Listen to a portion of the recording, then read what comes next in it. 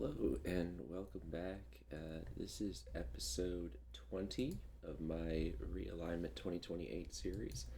We're at the halfway point of the 2032 season. We're 55 and 34, currently in first place, both in the division and the AL in terms of record, behind the Cardinals for the Major League lead.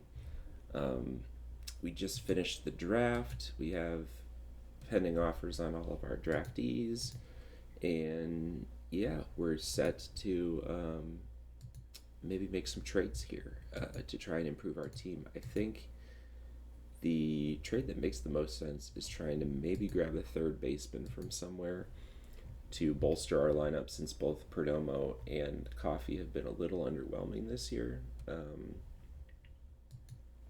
And going through here, Junior Caminero seems like a decent target. The problem is he's owed a lot of money over the next few years. I definitely don't want to take on all of that salary. This trade looks okay. That's still a lot of money to take on. That's like 14 million per year. Um, yeah, but we're not giving up that much to get him either. I figure it's more of a salary dump for the Giants, who are bad this year. They're 32 and 57. They're not making the playoffs, especially in a division with the Dodgers. So, um, yeah, I wonder too. Are there any contracts that I would like to try and get rid of?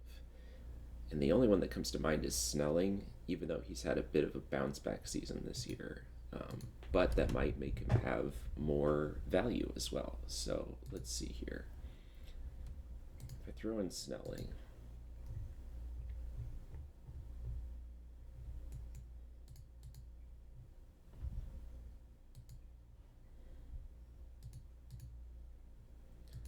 no, that doesn't move the needle any direction. Okay, so they're just not wanting to take on any more than 60% of his salary. Beyond that, it involves giving up actual talent, um, which I mean we could maybe do. Like if we threw in Aguilar, no, that only gets 5% more of his salary. Um, what would it take to get to like 80? Nothing. They would take nothing for that. All right. I don't know if it's. I don't think it's worth taking on that kind of salary. So, yeah, that was the best trade I had found up to now, and it's not a trade that we have to make, right? So we're in a position where I don't have to make any trades. I think, but if there's trades that make sense out there, like say, there goes my cat. If you know there was some combination where they could take on most of his salary, then I might make this trade. But I don't want to take on $14 million for another 3 years after this season. That's just like he's 29 years old. He's probably going to decline. So yeah, that's a no from me on this one. But I'm going to keep looking, and we'll see what's out there. Okay, so I think this trade makes a decent amount of sense here. The Guardians are, 36 and 53, well out of the playoff picture, so it makes sense that they would be wanting to get rid of Brett Beatty, whose numbers are down a little bit from his previous year, and he is 32. But I don't think we're giving up too much to get him here. We give up Perdomo, which hurts a bit, but this is his last year under contract with us, so not awful there. We also give up Bautista, who has been doing okay in AAA after struggling a bit to start the year. Super small sample size, but he wasn't amazing last year either. And then Zane Burns, who was our 20th round pick, who's actually been doing really well in the minors. But again, he kind of projects as like a, you know, maybe back end starter, probably reliever. And then Brady Gerhart was a high pick who just hasn't panned out. He's age 25 and still in A ball. And Rangel is 26 and in Double A. Putting up decent numbers in Double A, but I doubt he's going to be much of anything either. So it's two quad A guys. Zane Burns, who's only 25, but still a question mark, and then major league caliber players in Perdomo and Bautista. And then Beatty is not that much of an upgrade over Perdomo, but he is still an upgrade, and we get him for one more season, which I think is a positive, unless he declines more, and then it won't be. But they're eating a little bit of his salary, so he'll only be owed about $10 million next year. Yeah, I mean, I like making trades, guys. I think this one is fine. Um, and he's a lefty, so he does not hit left-handed pitching well. So Coffey can still get playing time there as well, at third base, and Beatty can play first base and maybe a passable second as well. Probably wouldn't play him there except as a backup. So yeah, let's go ahead and do this. I feel like maybe he has a chance to bounce back here. Although, yeah, he's had two declines in 2031. Yeah, I think this is fine. Yeah, his fielding's not great, but I think this should be okay. Let's go ahead and do it.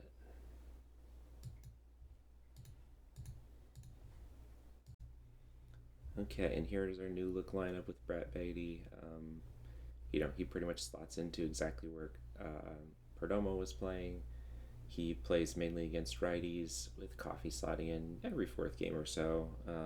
He's their backup for second base, mainly because we don't have a better second base backup on the roster currently. And then against left-handed pitching, he will take a seat. He'll actually be third in line after Connor Griffin. And yeah, back up at second base. So we'll see how this goes. Yeah, I don't know if I feel the need to make more trades. Maybe see if there's any starters out there that make sense. Yeah, that people would actually be willing to part with. All right, I'm holding off on making any starting pitching trades for the moment. I just wanted to point out that the AL beat the NL in the All-Star game, and PCA got the All-Star game MVP. So good job for him. It's my first time getting it in this save. Got a nice Chivo for it. So yeah, we're gonna keep simming on for another week or so just to see how things go with Brett Beatty in the lineup. All right, I really like this trade. I originally was gonna kind of stand pat at the, approaching the trade deadline, but this makes a lot of sense. And I think we definitely get the better end of this deal, like no question. But it's also like, if you squint, you can maybe make it make sense for the Pirates as well, even though they're 53 and 45. Like, they're doing well enough and leading their division, but their bullpen ERA is 12th. They potentially lost one of their relievers, Dalian Santos, or Dahian Santos. And starting pitching, they have some decent depth there. So they're trading away Brian Bello and Roman Anthony. Their ownership also is notoriously cheap. If you look at their owner, Robert Nutting, yeah, fiscal personality, he is a penny pincher. So, kind of justifying this mainly because yeah, I think we're definitely getting the better end of this trade. But we get Brian Bello, who's, been good this season. 2.5 WAR, on pace for 4. His underlying stats, too, His FIP minus looks good, 3.32, good for an 80 FIP minus. Yeah, that's what you want to see. Um, and then Roman Anthony, who we looked to trade for in the offseason, or looked to potentially sign in the offseason, because I thought he was a decent candidate to have a bounce back year after his rough 2031, and it looks like that has come true. He's on pace for 3 WAR, 119 OPS plus, and we're getting them to retain half his salary, so he'll be due. We'd have him signed through 2034, and we'll only have to pay him like $7 million a year. So, and they're retaining most of Brian Bellows' salary too. So what are we giving up for that? Well, we're giving up Ryan Fernandez. That's probably the biggest name. He was really good last year. Good the year before that when we traded for him. Has not been great this year. Could be a good bounce back candidate on another team. There's also Peyton Graham, who has put up decent numbers in the minor leagues, but just hasn't, been able to make a splash at the big league level yet this season. But projects to be, another solid reliever. So they get 2 relief arms. They get Jansel Luis, who should come in and be a, big league contributor. He's kind of quad A type of player where he's putting up not great numbers in AAA, put up decent numbers in AA, put up 1.1 WAR last season for Arizona. So he was a guy we got off of waivers, and they'll need another bat at the big league level to replace Roman Anthony. And then I threw in Lee Grammelsbacher, who was a decent looking 23-year-old catcher, mainly it allowed them to eat a little bit more of Roman Anthony's salary, but also just to get something else back in this trade, because I think, this is a slam dunk for us. We get another quality starter and another great bat in our lineup. He also, I haven't looked at his left-right splits. Okay, he hits my righties much better than lefties, but we've got some guys that hit lefties well. So, just need to make sure that he doesn't play versus lefties, because, those numbers were rough. But the numbers versus righties, very good. So, we're going to make this trade. I think it's a slam dunk in our favor. And we will need to figure out, obviously, pitching wise, Bello will take the place of Fernandez in our pitching lineup, and we'll have to figure out, I guess Snelling gets bumped back down to a reliever. Potentially Sieber could see that as well. And in fact, that might be the better option given his pitch mix and given how things have gone this season. I think we're going to do that. Sieber, and we're going to try out Sieber as a stopper as well, because he, I think, could be good as a stopper. And let's go with this for now. Brian Bello is 33. I won't put a pitch count on him. We only have him for 1 season. And then Roman Anthony, we'll need to figure out who has minor league options potentially. I mean, I think the obvious answer is to Jesus, but he's starting to hit well. He's hot at the moment. If we look at OPS, he's actually up to a 96 OPS against righties, and I imagine, very good against lefties. So we'll want his bat against lefties. Who's not as good against righties? Wade Shelley has fallen off a little bit. Danny Aguilar, we can't send down because he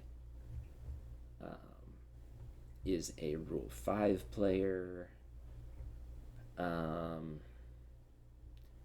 I think it has to be either DeJesus or Shelley. We could do Coffee too, but let me debate on this. All right, so here's what I ended up going with for the lineups here. I ended up sending down Connor Griffin. He's been having a pretty decent year overall, like not bad. It was kind of just he had options and he hit lefties the worst out of the outfielders that I had left. That's basically what it came down to because knew I wanted Anthony in against right-handed players, so I have him slotting in as our starting left fielder, which does mean DeJesus is taking a seat here for, um, yeah, for, but he'll be the first pinch hitter coming off the bench, and he is getting some time at DH still and as backup left fielder. But then as against lefties, he's not even in the lineup at all. Like you can see, he's hitting pretty awfully against lefties. We got some pretty severe splits from some of the guys that we hit. So maybe we look to trade for an infielder who can hit lefties well. But I mean, we're kind of roster crunched right now too, where I don't know where they would fit in necessarily. Yeah, and you can see DeJesus is absolutely smoking lefties. Martinez has always hit lefties well, I think. Yeah, the 65 power, I think, plays really well against that. Um, and he's an everyday starter now, Steven Martinez, which is great. Um, yeah, so I'm interested to see how this lineup does. Yeah, we'll have to see. July 31st, it's the trade deadline. And yeah, still rolling along. Um, 65 and 38, tied for the best record in MLB with the Cardinals right now. Yeah, and the 13 and a half game lead in the division. Our magic number is 47, and it's July. I mean, that's pretty crazy. Yeah, I don't think, there's too much more I can do in terms of improving the team. Farusco is struggling. I just realized that. I mean, he's our long relief guy. He's a Rule 5 guy. Like, I could get rid of him potentially, but I might just let him roll. Let's see. Sieber's been doing pretty well in his new stopper role. Only one earned run allowed in his 3 appearances, along with 2 saves. And Ferris doing well. Could maybe look to pick up another reliever potentially. I wonder what we could get if we shopped Farusco around.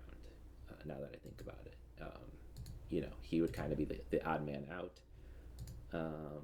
Let's look for relievers and see, kind of what people would be. Okay, they're not willing to offer anybody. Okay, great. Well, in that case, I think we're going to go to the trading deadline. Let me see if there's any guys here that, Lance McCullers Jr., he's got 2 rehab days left, and he looks okay, but yeah, probably just throw on some of our, 26-year-old guys if there's any interest in them. Great. Gamble, sure, Gamble can be included in there. I'm not including Connor Griffin, though. Shepherdson can go in there. Yeah, we'll throw all these guys on the block along with, some of these guys, too. Why not? Yeah, I don't see any names in here that I feel particularly attached to. Yeah. All right. So we'll go to the trade deadline, and then, we'll see if we make any other trades. I think we're in a pretty good spot right now where we don't have to make trades. So we'll see. I don't think it's likely that we probably will. But, a lot of the trades that have been offered to me, this one was minorly tempting, but I'm not trading Eddie Aguilar. Like, he just looks... He's only 21 years old, and he's in AAA. Struggling a little in AAA, but, he's very close to being Major League ready, hopefully. And, I'm not trading Wade Shelley for a minor league pitcher who's still, a ways away. Yeah, we're rejecting that trade. We're rejecting. Well, if we see what they want for him, I don't think. Eh, it's not awful, actually. Jose Pena is a name that. Yeah, he's only 23, though. He was who we got for Landon Rapp, who has been pretty mediocre for Baltimore. So, yeah, let's see. They would trade him for Sieber straight up. Um, yeah, I mean, most of these names, Carbajal at AAA. I mean, again, Carvajal's only 22. I'd like to get him some starting experience, ideally. Montilla, that one's tempting.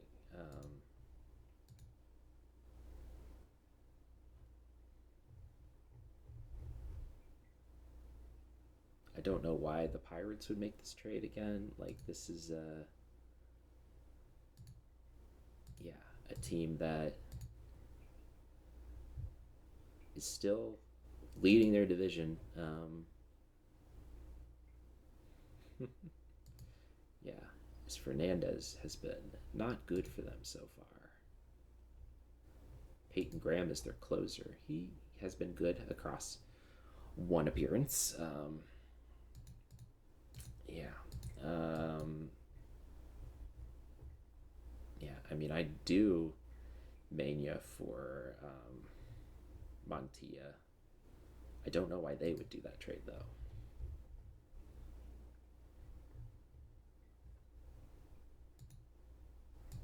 And so, you know, his FIP is right at 100, so I guess we'll leave it alone for now. Okay, so we did get a trade proposal, and I can already tell this is going to be one that I'll reject. Willis Urania and Nate Bartel for Adam Rath. No, Adam Rath should probably be untouchable at this moment. Yeah, rejecting that trade. Let's see, as if we go back to the trade deadline screen, what other trades have been made here? Let's see, Colin Priest to the Tigers. They're bolstering their lineup there. Jose Soriano goes to the Padres from the Raiders, the Blue Raiders, where he'd been having, well, he'd been in AAA for them, despite signing as a free agent and having a good 2031 overall. Like, he looks like a major league caliber player. Interesting that he is in the minors for them. Michael Ciani was on the Blue Raiders and got traded to the Cardinals, where he's now hurt for 2 weeks. But yeah, still putting up very good defensive numbers, as you'd expect from our former center fielder. Jarlin Susana looks very solid. They're using him in relief. He could maybe even start.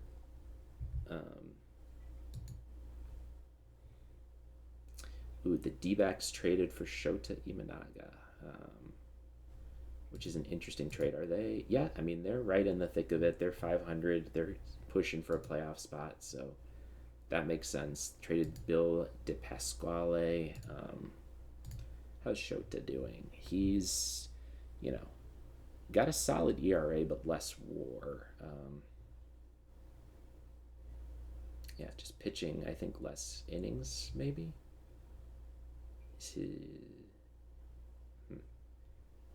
Not sure why his WAR is down, but either way. And Jose Herrera, Chris Bubich to the Padres as well, where he's been doing okay. he doesn't have any stats. Oh, yes, he does for Cincinnati. Okay. Yeah, he's had a decent season. And then, of course, our trade for Bello and Anthony.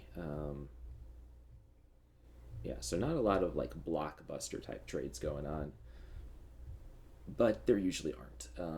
So let's see. We'll continue the trading deadline day. See, okay, looks like we get some other proposals here. The Mariners want to send us Joe Mantiply, James Hudson, and Brian Deary for Cutter Coffee. James Hudson is interesting. He looks like a very solid reliever. Now, I don't want to give up Cutter Coffee for him, but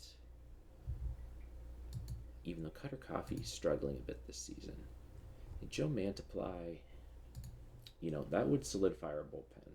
I don't know why the Mariners would do that trade, but they want Cutter Coffee as well. I don't know why everyone's wanting Cutter Coffee. Patrick Bailey, on the other hand, I'm not interested in trading. We don't really have a backup catcher that's comparable. Let me see for just James Hudson. Okay, they want Shelley. I mean, I know they take Coffee. Let's see. Let's see what we can cook up here.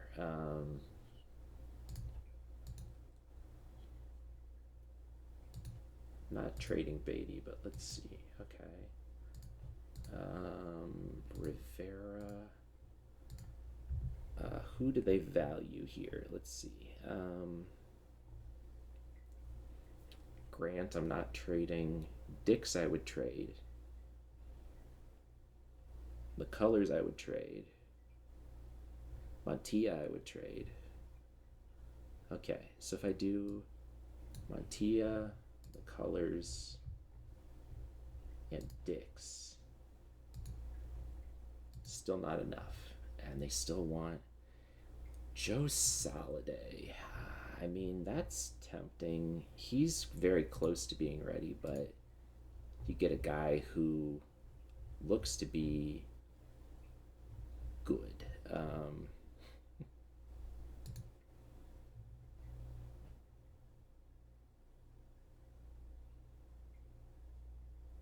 It's tempting.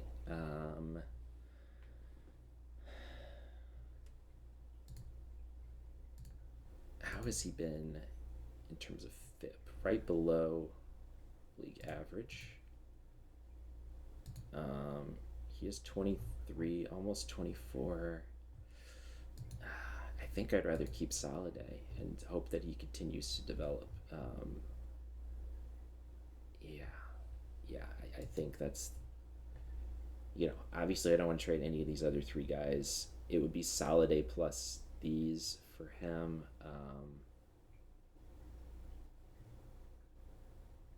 Let me look and see if there's another.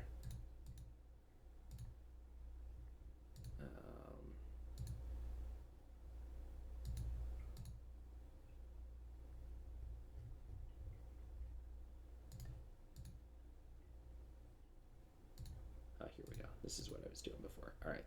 So Montilla, Moss, Pena, Zion Rose. Okay. So let's do Zion Rose, McCullers, Montilla.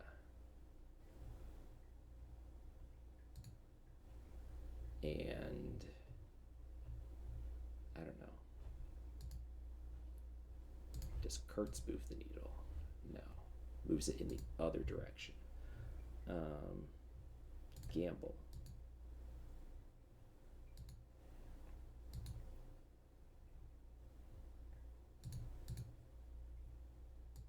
Cardinals want Wade Shelley. They are not going to get Wade Shelley. Figueroa. Yeah. I'm not that interested in Figueroa.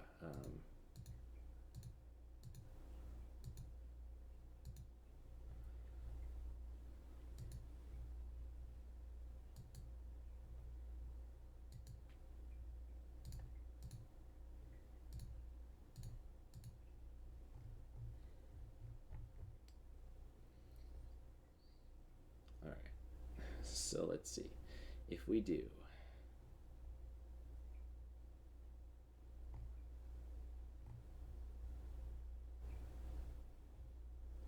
Dix,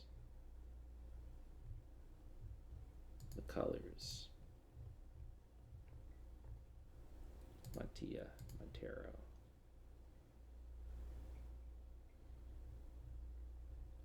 Zion Rose.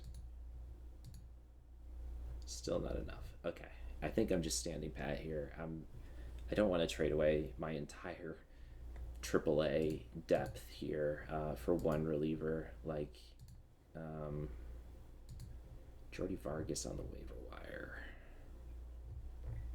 I mean, he looks decent. Maybe even good. Oh, they will not let me claim him. Yairo Padilla. I mean, with those ratings, I'm willing to take a chance on Yairo Padilla.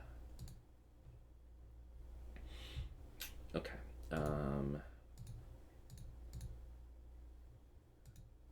Let's see. Figueroa. I mean, he's almost 25. For some reason, they still have him in rookie ball, and again, like that's not. He shouldn't be in rookie ball.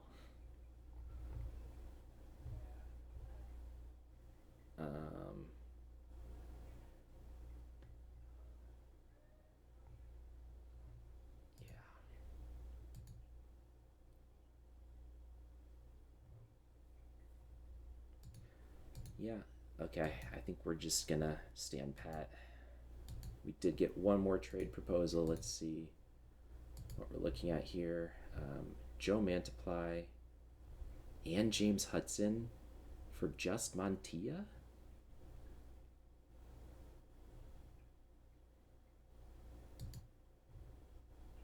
Okay.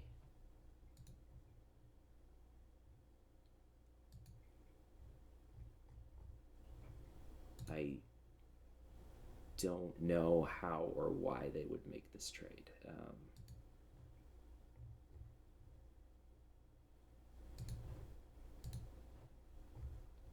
They must really like Montilla. I mean, he's been putting up.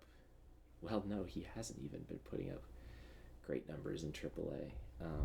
But yeah, I mean,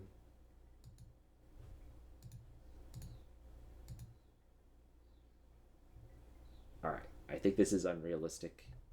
I'm gonna see if I can complete the trade by removing Mantiply.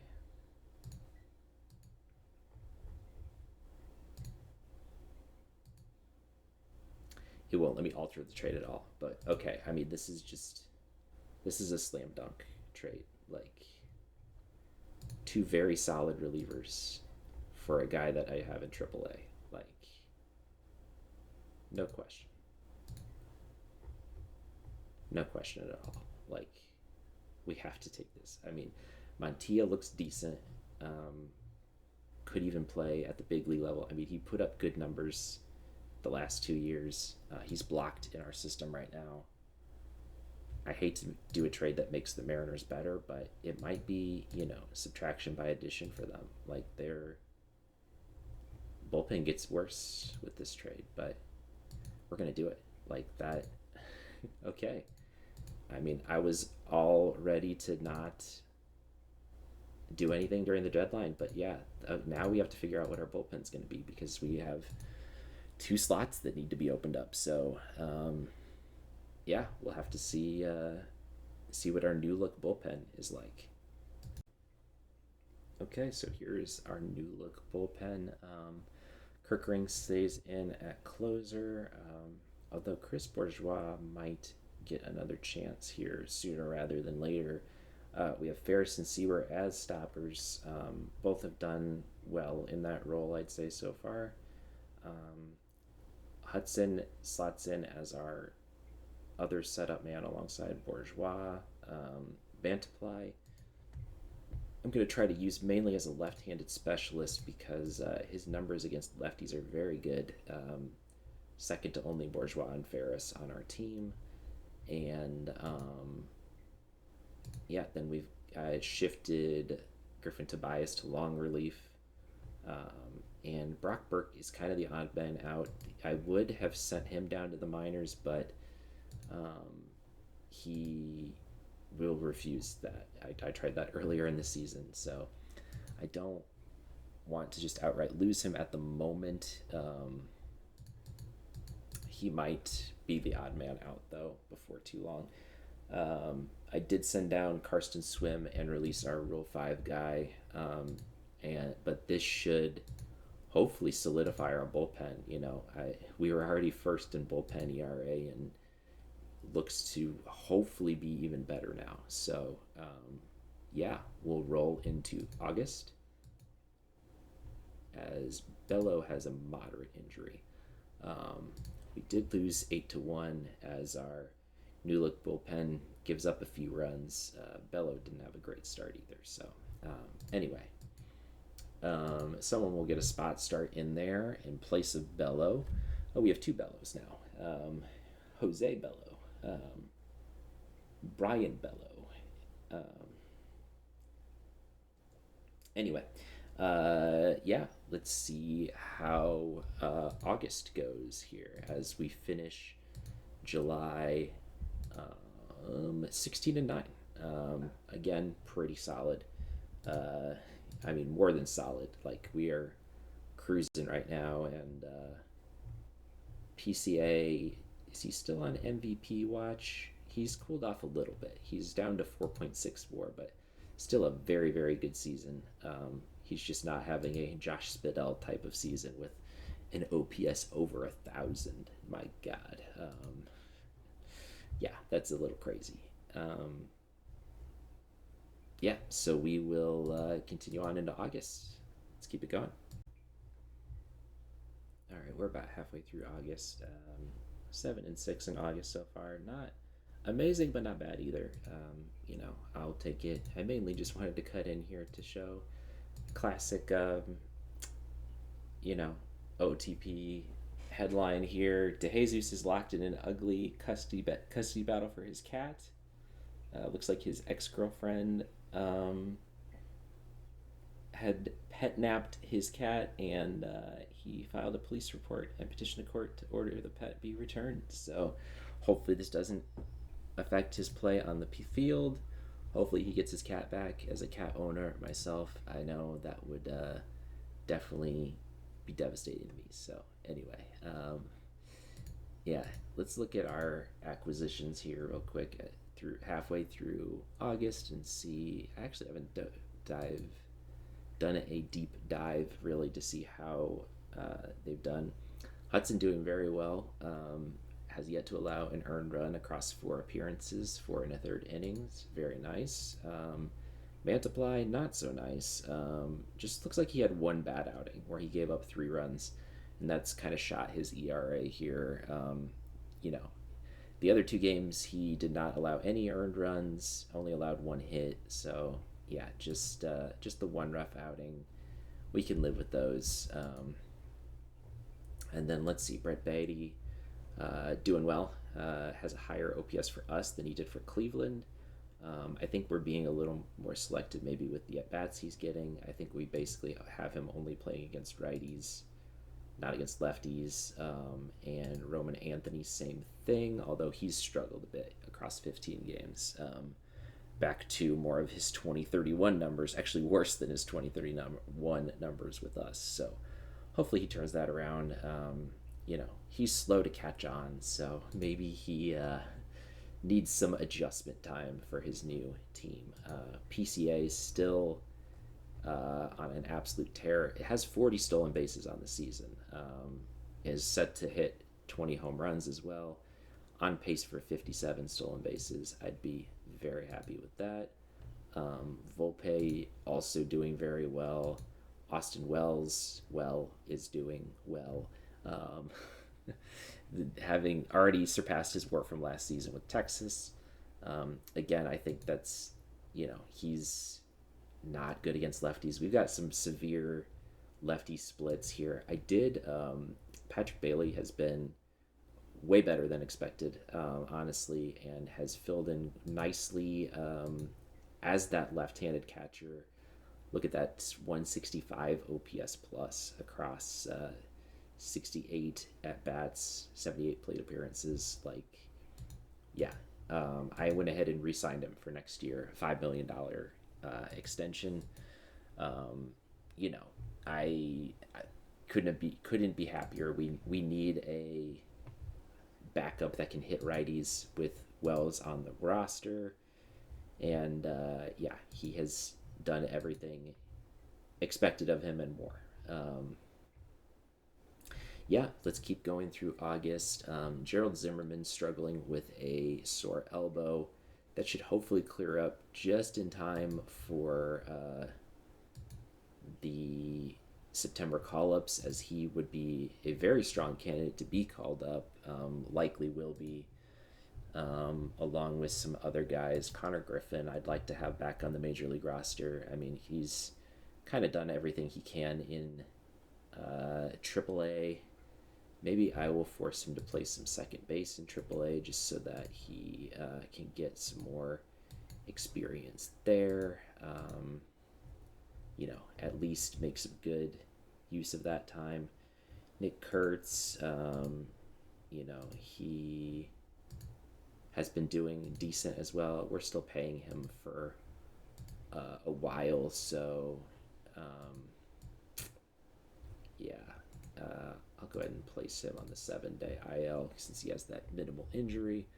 Strapidopoulos, ooh, okay, so this is kind of the point that I was waiting for with Strapidopoulos, where he's finally up to a 2.5 star. Current stuff up to a 50. His control's still at a 40, but he's done well. And his last start, he went 8 innings, 1 hit, 0 earned runs. I think it might be time for him to be called up here, especially with Bello struggling a little bit as our 4th starter across 4 starts. Yeah, he hasn't been super amazing. So I think what we're going to do is Snelling's numbers have dipped as well. I think, though, Brock Burke, we're just going to waive him for now. Waive in DFA, see if anyone takes a claim on him, and if not, he'll probably be released. Bring up TJ Strapidopoulos.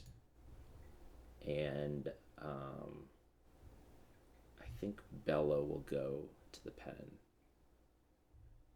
for now in a long relief capacity, with Strapidopoulos slotting in here, and he'll start off throwing 85 pitches. All right. Hopefully he will be here to stay this time. Clevenger also doing well. He'll likely get called up in September. Swim, also going to get called up in September. He struggled at the big league level, so he'll be good depth, though. Yeah, I guess the next big thing will be the September call-ups. I'll let you know if there's anything interesting before that.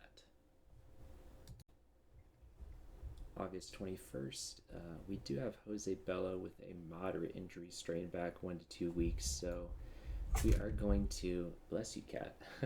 I don't know if that picked up on the mic or not. We're going to place Bello on the 15-day IL, and let's see, Strapidopoulos is set to make his first start. We're going to slot the other Bello back into the rotation and put Brock Burke back on the roster. No one wanted him in waivers, unsurprisingly, so I still don't want to lose him for nothing. Yeah, kind of debating what to do with him, but let's see here on camera. It should be, oh no, Sandy Alcantara will go next. We should get TJ Strapidopoulos' first start here soon, as Alcantara struggles a bit. Brock Burke does throw some scoreless innings in relief here. That might improve his numbers some. Ferris gives up 3. Sieber. Yeah, I mean Sieber's been good as a stopper. I think we're gonna keep doing this for now. And again, Strapodopoulos. This time he will play. So let's see, facing off against Max Fried, who not quite at ace level anymore, I'd say, but still a very good pitcher. Let's see who comes out on top. Ooh, 1-0 in 10 as Straps goes 6 innings, 2 hits, no earned runs, 3 walks, 7 strikeouts. That's a very good first game line. Yeah, happy to see that. We'll see how he does in his appearances going forward. Yeah, Connor Griffin getting some time at second base. Yeah, we're almost to September, so I'll let you guys know when we have our September call-ups and yeah, what we're gonna do with the roster for that. All right, we almost made it to September, but yeah, we got another injury. Robbie Snelling out with a herniated disc for 2 weeks. So for now, we just called up Karsten Swim to take his spot in the rotation, mainly because the Ferris Sieber stopper bullpen has been working out pretty well, and I don't want to mess with that. Hudson also doing very well. Still has yet to allow an earned run across 7 games.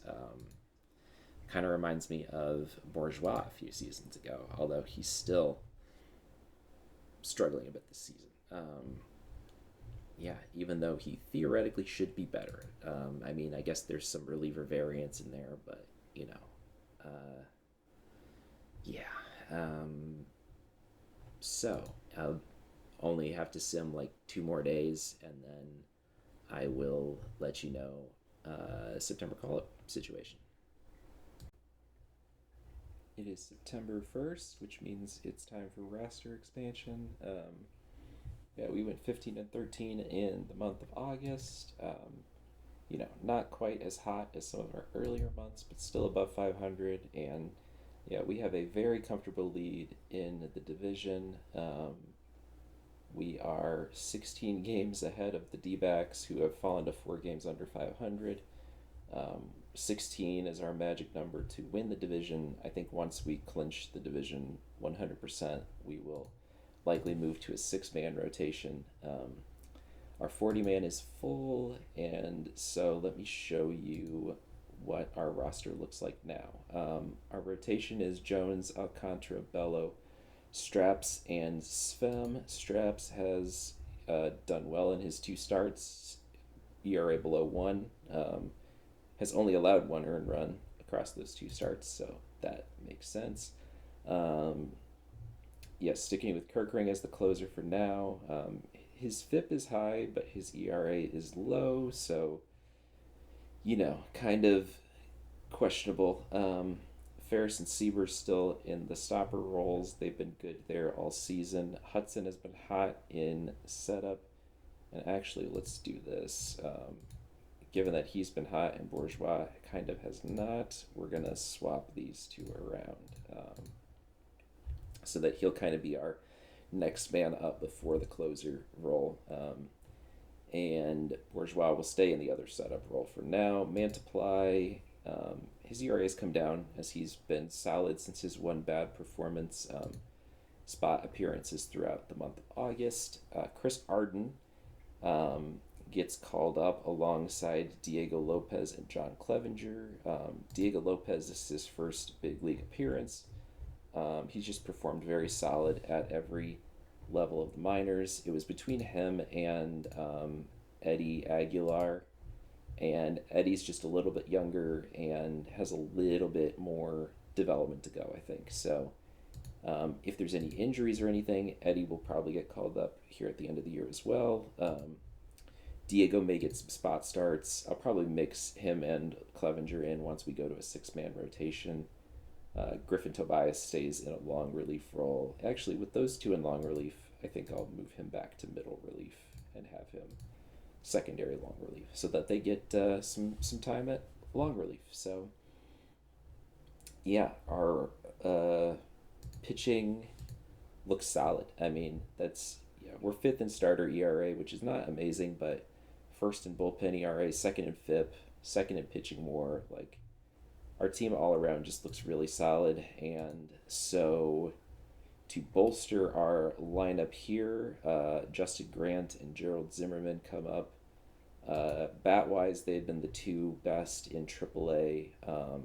Justin Grant can also play backup spots better than Beatty can, at least backup second base. He can play first as well. He can play third. Yeah, I just want to see what he can do.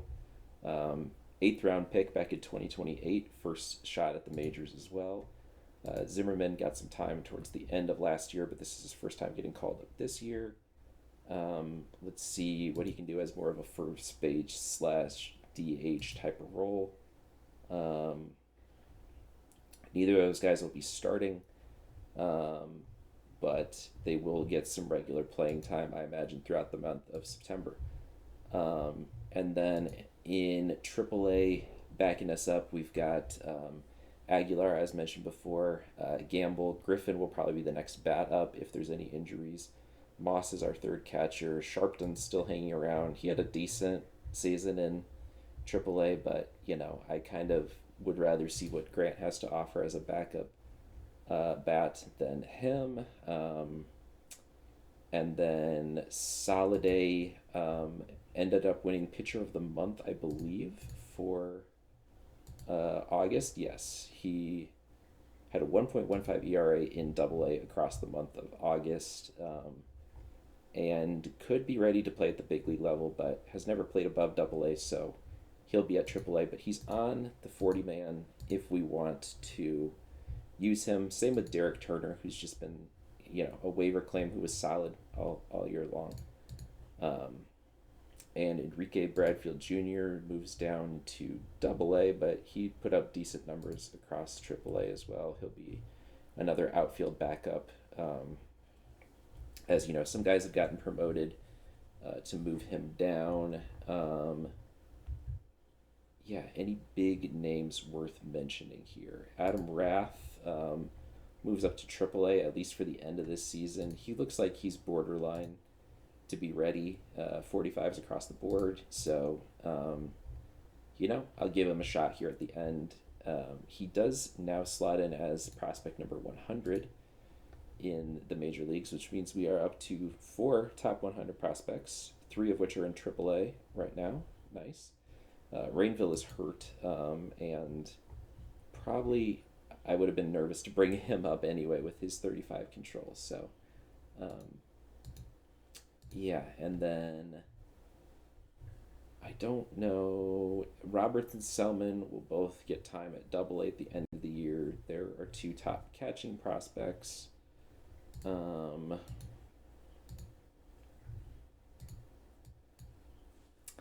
Feldman and Gutierrez both started the year in rookie ball and have done so well in A that I bumped them up to A+ to end the year.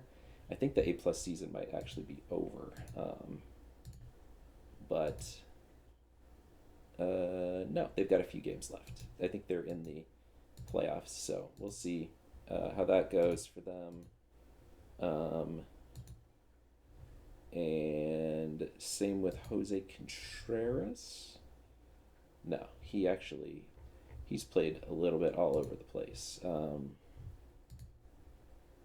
lot of our big name guys are at A or lower, though. Alan Freeman has struggled. He was our first round pick.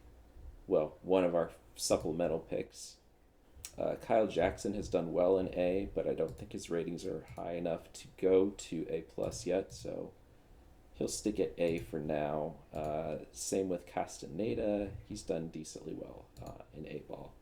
And everyone else is at rookie or lower. Uribe, McLucky, Wright will all start the year there. Gasca, he was a scouting discovery. Despite the 2-star potential, I don't like the ratings there. So we are going to go through September here. You know, unless we have an absolutely disastrous month, um, we should be clinching sometime in September, hopefully early September, and then moving to a 6-man rotation. So I'll show that when that happens. We also have Bello coming back from injury soon. We have Snelling coming back from injury soon. Maybe I'll just go to a 6-man rotation when Bello comes back from injury. I think that makes the most sense. Yeah, so we'll keep going. I will let you know throughout September how things go. All right, September 18th, and we have officially clinched the division 89 to 58. Rangers right there with us for the best record in the AL, only one game behind. Yeah, and, you know, Cardinals and Dodgers also look quite good as well. We are still going to a load management here. Still sticking with the 6-man rotation. Everyone's on a pitch count limit, and our lineups, everyone that led our team in WAR this year is getting heavy rest.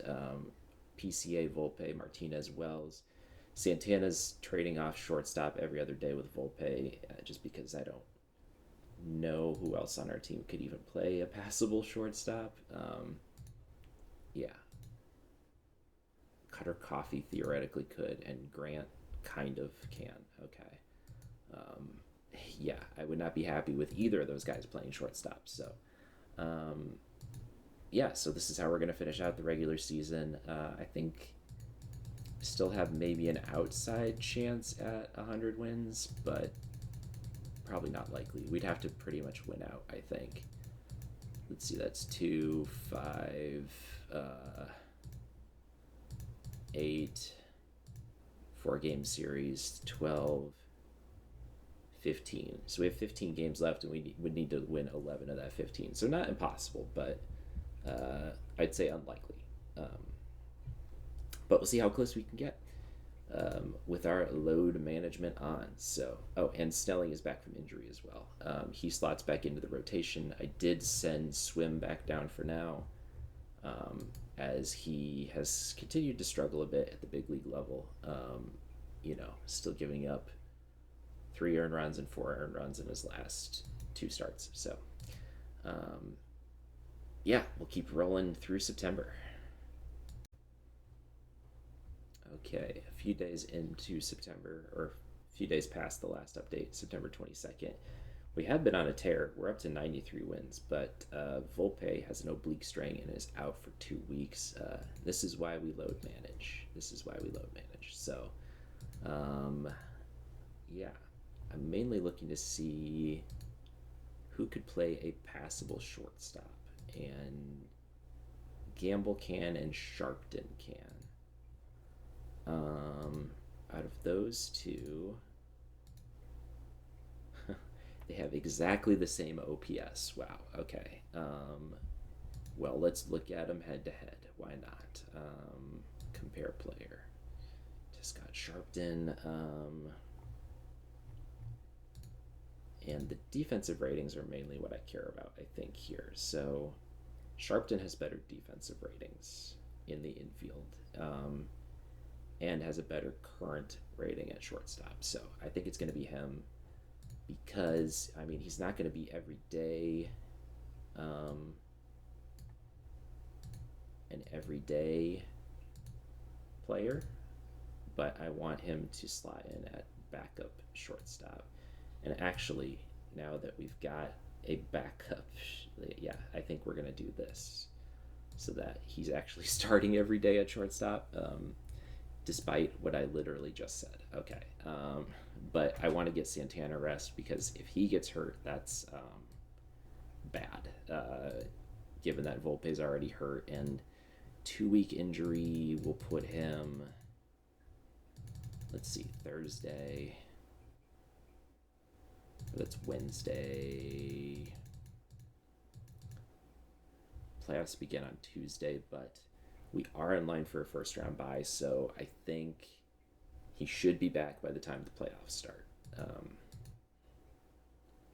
Should be, but I don't want to take any chances. So, yeah, we're gonna roll with this. Hopefully, no other injuries throughout September. That's kind of what we're just hoping to avoid right now, since we have the division locked up. We have a 1 or 2 seed pretty much locked up.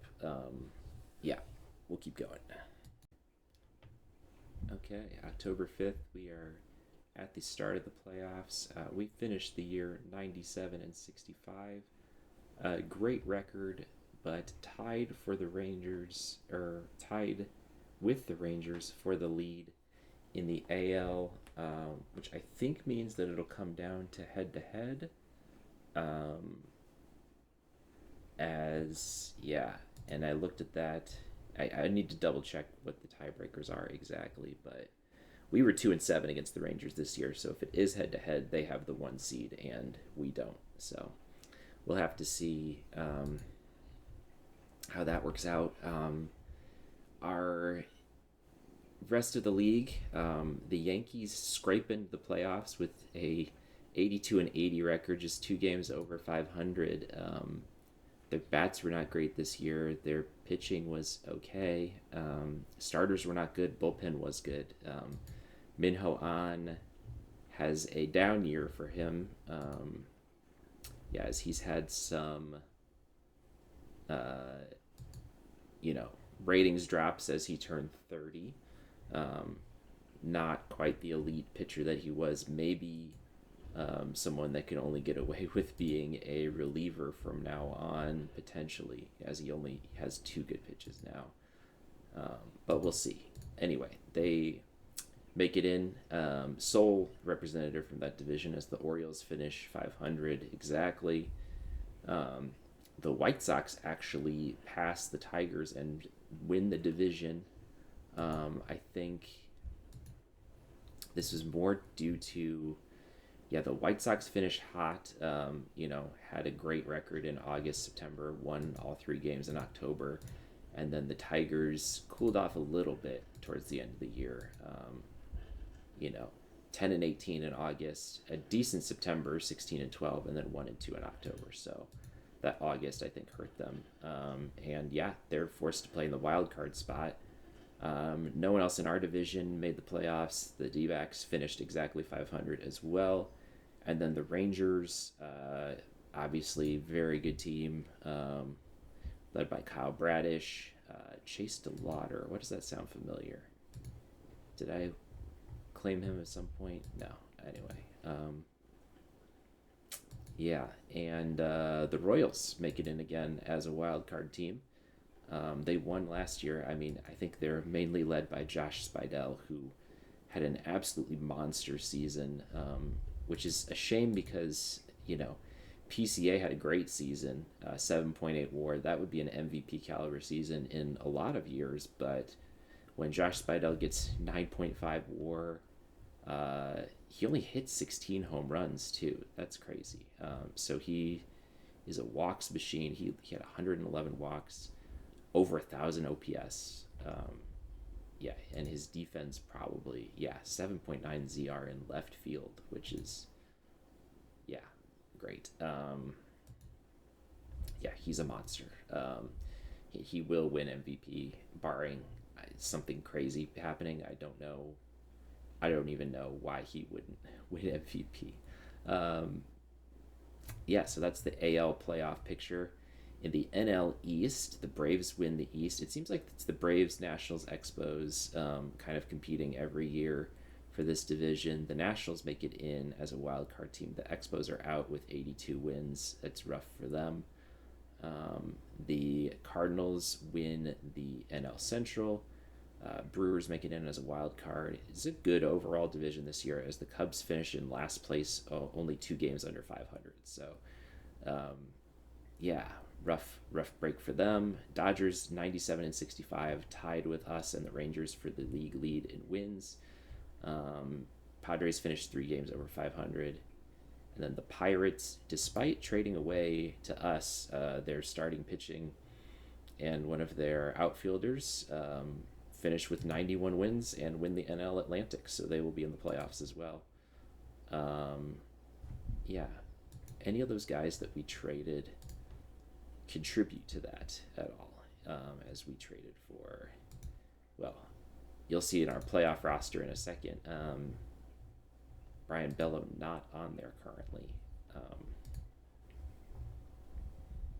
Peyton Graham, I think they had him as their closer for a bit. He's been solid in relief for them, .6 WAR. Jansel Louise, negative .2 WAR. Yeah, that's kind of what I expected from him. Ryan Fernandez, not great. I mean, he's put up positive WAR, but his ERA has not been good. He's their closer currently, and Lee Grammelsbacher still in AA for them. So, I still don't feel bad about that trade. Roman Anthony finished with positive WAR for us, barely. Yeah, I guess let's get into our playoff roster real quick and kind of talk about the season as a whole. Gavin Jones will be our number one starter. He was back to ace form this season after being hurt last year for most of the year. Back to almost exactly his numbers from 2030. He's going to be a Cy Young candidate again this year, I have to imagine. In terms of pitcher WAR, yeah, he's second to Aaron Watson on Detroit in pitcher WAR, and was tied for games started, innings pitched. He led the league in strikeouts. And I think, yeah, Jones had more wins. Was not a league leader in ERA. Did lead in WHIP, though. He does not walk very many guys at all. 192 strikeouts to just 55 walks. That's great. And let's see. You might hear my cat walking around and or purring in the background. So if you hear some background noise, that would be that. Yeah, let's see. Oh, and I am curious. Drake Baldwin finished with 5.6 WAR. Austin Wells 4.6. So Drake Baldwin had the better year, but the Mariners did not make the playoffs, and we did. So yeah, I guess I don't know if that means anything, but anyway, Alcantara and Bello are our 2 and 3 starters. Both of them were good this year. Alcantara especially, he surprised, I think. I'll see if he wants a lot to come back next year.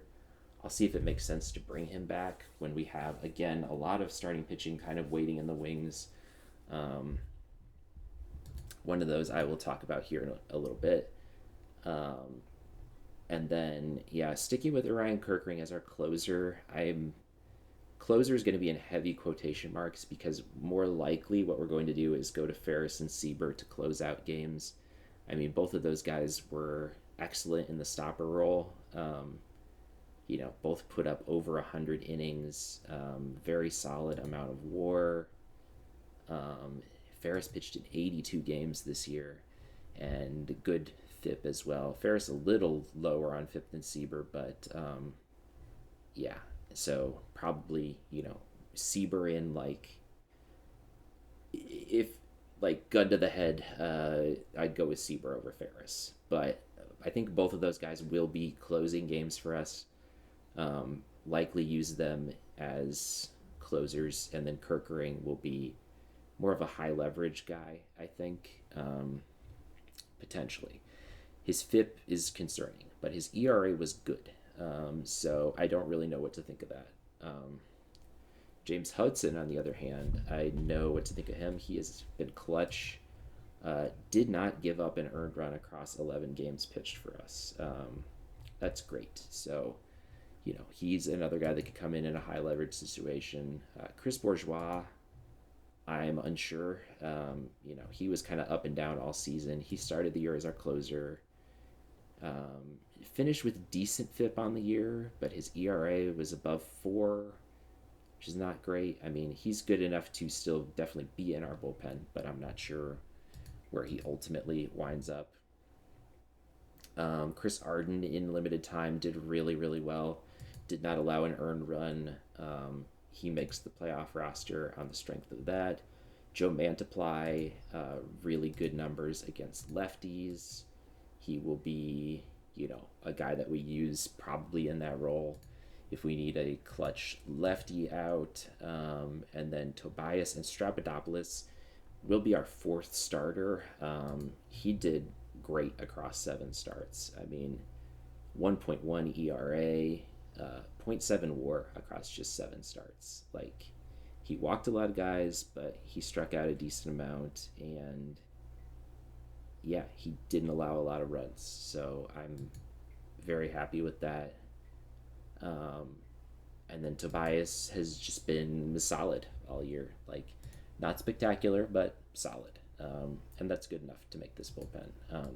So I'm going with the 12-man bullpen in the first series, I think. It is a 5-game series, mainly because I want to put both Grant and Zimmerman on our playoff roster. Both of them did really well in their limited time in September, especially Grant. Like, put up almost 1 full WAR across just 21 games. And yeah, has earned a spot on this team for the playoff roster. Especially since my coffee has gone cold. And you don't want iced coffee, you want hot coffee. Okay. I'm sure he has never heard that joke before. Anyway, our starters against right-handed pitching, we've got Wells at catcher, obviously, Kinney, Volpe, Beatty, who finished the year with good numbers. We pitched him much more as played him much more as a platoon guy. I think that helps his numbers a lot. You can see he does not hit lefties particularly well, but does hit righties. So we're going to keep using him in that role. Santana, Anthony, kind of same situation, but worse.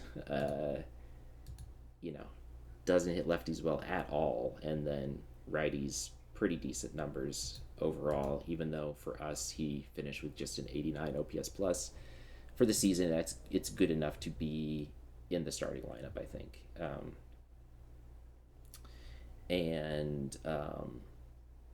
Actually, I want to swap the. Oh no. So, I didn't sort by right-handed pitching. Okay. This makes more sense. Yeah.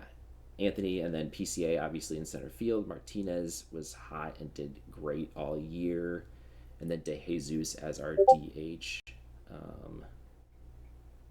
And yeah, sorry about the Discord sound in the background. Anyway. And then against left-handed pitching, we've got Bailey will get the start over Wells. Wells was not good against lefties. Bailey was.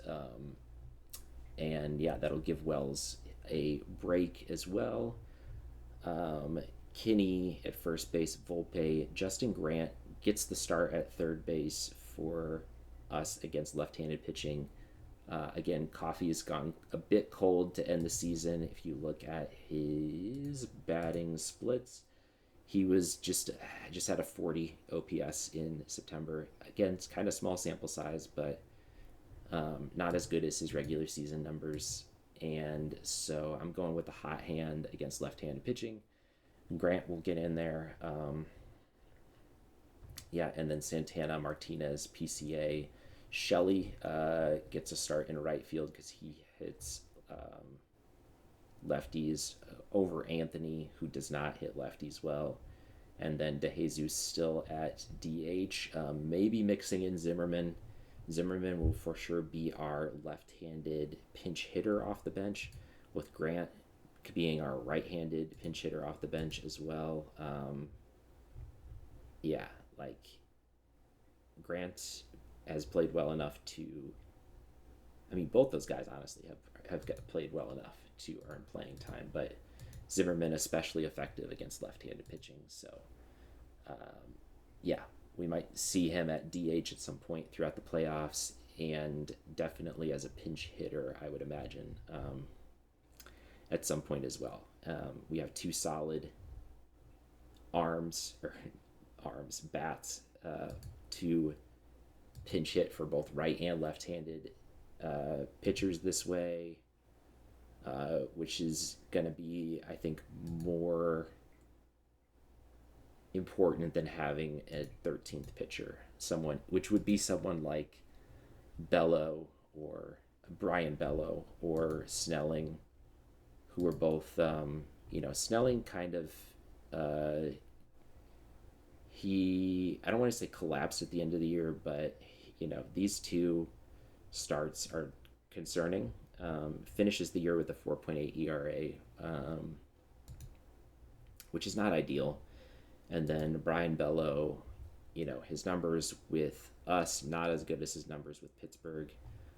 Still finished with positive WAR on the season, but a 5.05 ERA across 13 starts, 13 games. His last start was promising, but yeah, he would probably be the first on if there was an injury or anything, or if I want to rearrange things so that we have a 13-man rotation, or 13 pitchers and 13 bats versus 12 and 14. Yeah, we're going to go with that.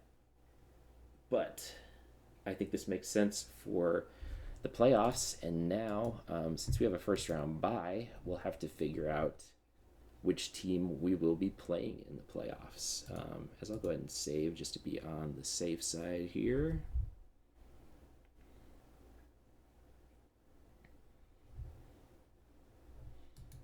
And let's see. As the Royals beat the Yankees 2-0, the Tigers White Sox, that divisional series will go the full 3 games. And the White Sox come on top, 2-1. So let's dive into the White Sox a little bit. They're pitching, led by Shane Panzini. Trade with Kansas City back in 2030. They got him. He's a real life player drafted in 2021. Has been a solid pitcher. Definitely better with the White Sox than he was with Kansas City. Doesn't look like a number one ace type of pitcher, but sure. And Andrew Lara, also kind of decent. Reagan Gaudet. Ooh, 5.01 ERA. So their starting pitching is not like... Yeah, they finished 14th in starting ERA. Their bats are what is, I think, leading the way here. Jaden Hill is their closer.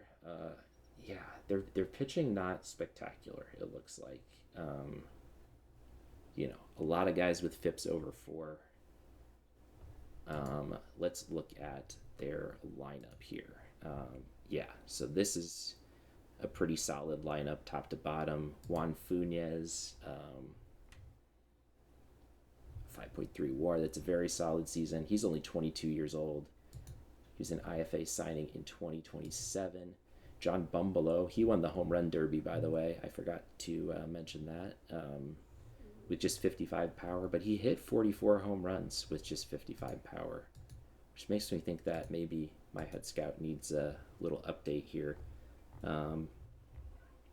Led the league in home runs with 44. Cesar Martinez, he looks great. Just an all-around very, very good catcher. Number 17 prospect in baseball. Another IFA signing in 2027. So they have a lot of good young players. Also Dave Foe, only 22 years old. Also an IFA signing in 2027. Man, I was not part of that 2027 IFA. My realignment came in 2028. So yeah, very... We did participate in the 2028 draft, though, and Robbie Weir, I don't remember Robbie Weir, so he must have shot up some. Yeah, he was a 3-star potential guy. No, a 2.5-star potential guy, and then, just lots of good TCR throughout his development here. One other name to point out here is Mason Wynn, who, if you remember, I debated for a bit between signing Mason Wynn and Anthony Volpe. and you can see Volpe's put up 2.5 WAR, 4 WAR, and then 5.9 WAR this season. And let's see what Win has done for them. He did. Let's see. 4.8, 3.8, 2.5. So he appears to be on a bit of a decline, while Volpe had his best season with us. So, um, yeah, I feel slightly justified, I guess, in my decision. Yeah, although he's still obviously a very dangerous player. Colson Montgomery was a free agent, I believe. Or was he? No, he was not a free agent. They just extended him. Okay. But yeah, a lot of solid players top to bottom, a lot of good young players too. Um, yeah, they'll be a tough team. Not an easy team to beat, but we do have Gavin Jones going in game one against them. Um, yeah, it should be a good series.